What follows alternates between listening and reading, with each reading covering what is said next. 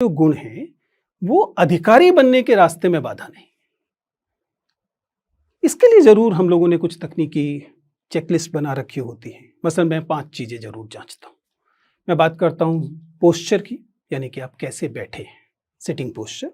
मैं बात करता हूँ वर्बल कम्युनिकेशन की, वॉइस की, यानी कि आप कैसे बोल रहे हैं, आपकी आवाज़ बहुत ऊंची तो नहीं है या बहुत नीची तो नहीं। ध्यान रखिएगा, ये सारी चीज़ें संयोगवश नहीं होती।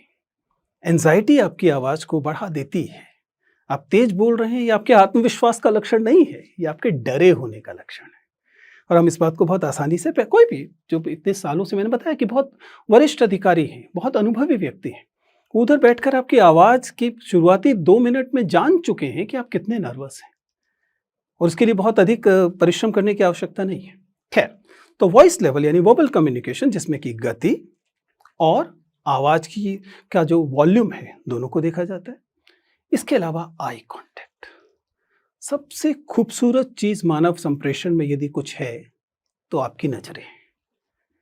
अगर आप में आत्मविश्वास है, अगर आप ईमानदार हैं, तो आप बात करने वाले व्यक्ति की आंखों में देखते हैं। अगर नहीं है तो आप काम चलाते हुए चेहरे पर देखते हैं।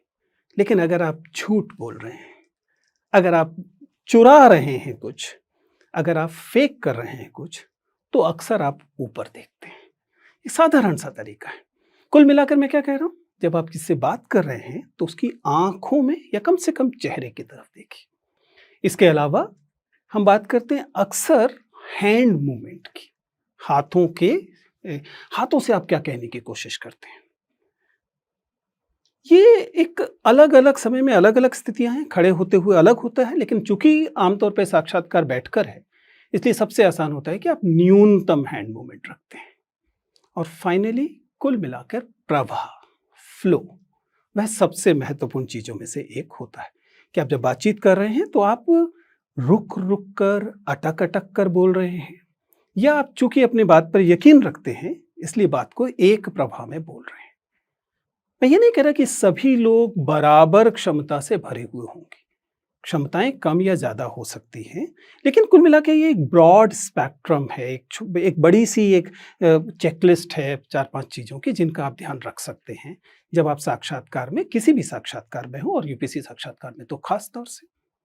ये वो मूल बिंदु हैं जिनसे हम बात करते हैं। लेकिन जैसे कि किसी भी भाषिक चीज के साथ होता है, अंततः महत्वपूर्ण यह है कि आप क्या बोलते हैं, विषय वस्तु क्या है, कंटेंट क्या है। क्या आप केवल जार्गन दे रहे हैं, क्या आप ब्लफ कर रहे हैं।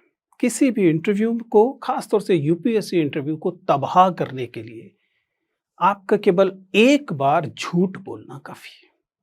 आपको किसी सवाल का उत्तर नहीं पता, और ऐसा स्कूलों में चल जाता है, इसलिए कई बार आदत होती है कि आपको सवाल का जवाब नहीं पता है, लेकिन आपसे पूछा गया तो आपने कहा हाँ पता है, और जब आपने उत्तर दिया तो वह उत्तर आपके अनुमान पर, गेस पर आधारित था। इंटरव्यू आपको यह सुविधा नहीं देता। क्यों नहीं देता? बहुत साधारण सी बात है। प्रश्न का उत्तर न पता होने पर आप आसानी से कह सकते थे कि मुझे उत्तर नहीं पता। तब क्या आपके बारे में क्या राय बनती कि इसको एक सवाल का उत्तर नहीं पता था, जबकि बहुत सारे सवालों का उत्तर पता था, तभी तो यह साक्षात्कार दे रहा है।